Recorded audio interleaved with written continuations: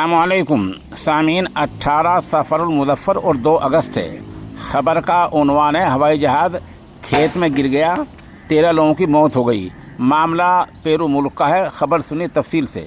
Peru के Nazca शहर में टूरिस्ट को ले जा रहे एक प्लेन हवाई जहाज़ अचानक खेत में गिर गया है, जिसमें ज़बरदस्त हादसा हो गया है। इसमें सवार सभी 13 अफराद की मौके पर ही मौत हो गई है। नाज़का नगर पालिका इंतज़ामिया ने अपने फेसबुक सफ़े पर जारी एक बयान में हादसे की तस्दीक की है। बयान के मुताबिक ये हवाई जहाज़ सयाहों को मशहूर नाज़का लाइन्स दिखाने के लिए ले जा रहा था।